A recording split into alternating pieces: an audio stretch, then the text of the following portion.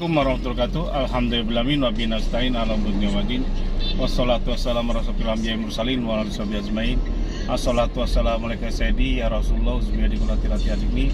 Alhamdulillah la nikmatul Islam wal iman wa kafa bima minima. Alhamdulillah la kulli hal. Alhamdulillah bi nikmati tatimus sholihat.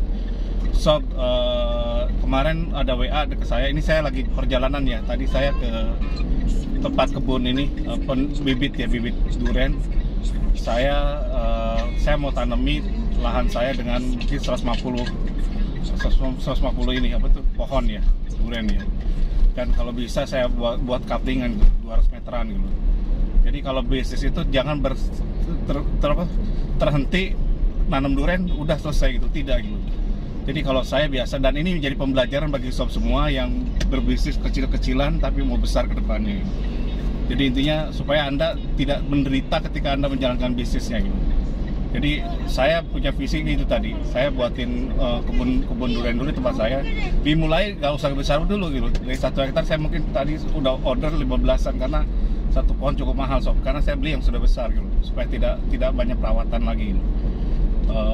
300 ribuan gitu. Jadi saya beli 15 pohon dulu, ditanam. Habis tanam nanti bertahap gitu. Mudah-mudahan Desember ini sudah ketanam mungkin sekitar 75 sampai 100 pohonan gitu. Jadi uangnya bertahap. Udah gitu nanti saya sudah bilang ke orangnya untuk buatin kaplingan. Mudah-mudahan saya bisa jual nanti ke kaplingan. Kedepannya Anda mungkin investasi daripada beli motor, nyicil kredit kan lebih baik ngapling kebun durian. Plus ke depan bisa dibuatin rumah hari tua Anda gitu. Jadi dari penghasilan durian udah cukup gitu. Diperkirakan dari 2 area 200 meter mungkin bisa ditanam mungkin 10 sampai 15 pohon atau berapa gitu. Dan duriannya durian spesial semua, musangking, kane, terus bawor dan yang lain-lainnya. Dan ke depan kita akan optimalkan gitu. Jadi Anda bisa tinggal di situ, bisa saya siapin penginapan gratis juga kalau Anda datang kembali gitu. Dan untuk retreat, tempat retreat di sana gitu. Oke, saya nggak bicara itunya, saya bicara sebagai pembuka tadi. Saya tuh bisnis saya tidak pernah membeda-bedakan bisnis so. Jadi kesalahannya Anda mungkin yang tadinya saya ini hanya penjual jus gitu. Terus saya gimana saya bisa ini pendapatan saya sehari paling dapat untung 20 sampai 50 ribu gitu. Bagaimana saya bisa menghidupi diri saya segala macam-macam gitu.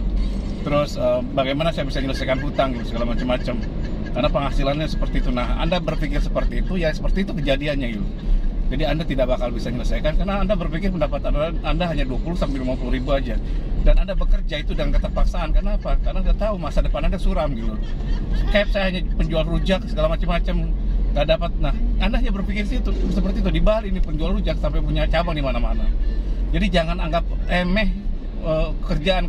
Kenapa Anda gagal? Karena Anda nganggap remeh dan Anda tidak buat nge-create sisi besarnya gitu. Contoh saya tadi nanam durian.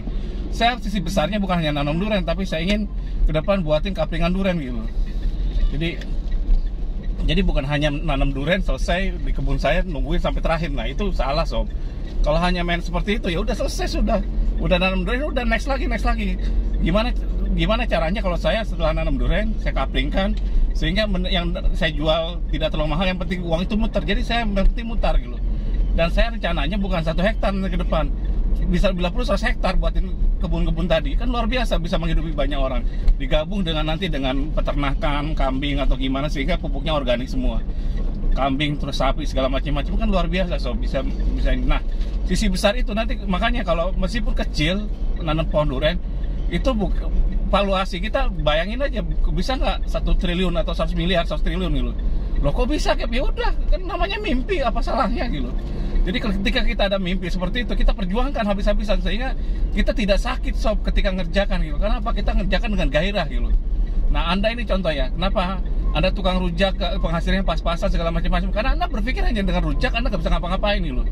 Coba kalau Anda tekuni dengan sungguh-sungguh. Penjual bubur ya seperti saya bilang, bubur Pak Le itu kan udah bisa ngaji berapa kali, bisa ngumrohkan, bisa keluarga, bisa diurangkan tanah haji segala macam-macam. Sukses juga tuh. Hanya penjual bubur tadinya hanya di mobil dikejar-kejar tibum, sekarang dia punya ini sendiri, punya resto sendiri depannya ini loh, Baja Sandi Renon itu ada namanya bubur Pak Le gitu. Itu sahabat saya dan dia sampai dari dulu sikapnya seperti itu dengan saya. Sering ketemu di pasar, saya sering ke pasar loh. naik motor, ketemu dia juga naik motor dan istrinya belanja gitu.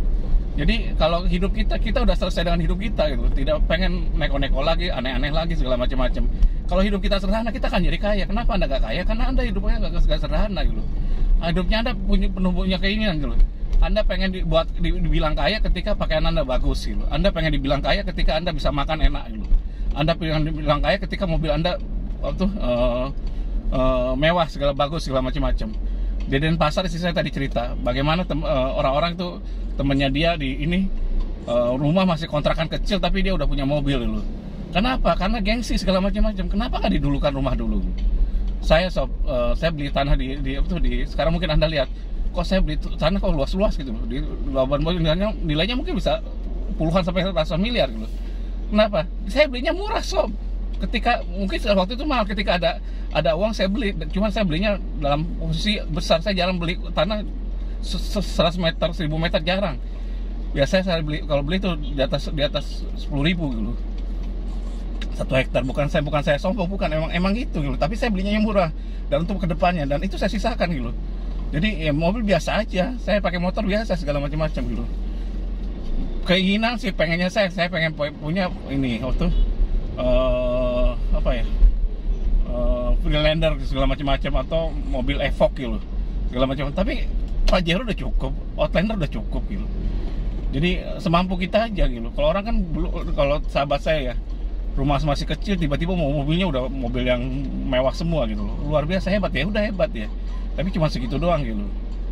Jadi intinya gini, terus Anda bisnis kecil pun mau jual jus kayak, jual buah kayak, jual apa, Anda harus proyeksikan itu gede gitu. Dalam artian apa? Jangan hanya jual jusnya. Kalau jual jusnya nggak apa-apa. Siapa tahu nanti ke depan Anda bisa supply buahnya gitu. Anda bisa buatin franchise, Anda buat, jadi bergairah sob. Jadi hanya jus tuh dan segitu, ya udah segitu terus sampai 10 tahun Anda nggak bakal naik kelas ya gitu. Malah Anda kesaingi orang, tetangga buatin jus lagi ketika Anda laku. Akhirnya Anda nggak maju-maju gitu. Itu yang terjadi di mana-mana gitu. Tapi kalau kita gairahkan dan kita anggap menjual dapat 50.000, 30.000 itu sebagai perjuangan, itu spirit fight-nya kenceng sob. Anda seolah lagi struggling loh, lagi berjuang gitu untuk mewujudkan cita-cita, dan itu tidak akan kerasa sakitnya. Yang ada adalah rasa syukur aja gitu. Jadi Anda menjual dengan penuh ide, dengan penuh gairah gitu. Bukan hanya menjual asal-asalan. Jadi tidak asal-asalan. Itu yang menyebabkan bedanya bagaimana Anda bisa maju atau tidak gitu. Kebanyakan orang tidak bisa maju hanya segitu-gitu terus selama 10 tahun karena dia tidak punya visi ke depan, tidak merancang masa depannya. Mau jual jus, mau jual apapun terserah gitu. Profesi itu sama sob, bisa membuat Anda kaya gitu. Jadi mudah-mudahan ini jadi pembelajaran bagaimana Anda bisa punya ilmu kaya gitu. Jadi kaya itu bukan hanya, saya sekarang memperjuangkan kaya bukan untuk berlebihan duit, bukan gitu. Yang penting untuk bahagia, berkah dunia kaya, dunia akhirat, itu yang saya tuju gitu. Kalau saya banyak salahnya, saya mohon maaf kalau kurang banyak kurangnya, karena memang saya bodoh dan punya banyak kekurangan. Saya hanya mau berbagi.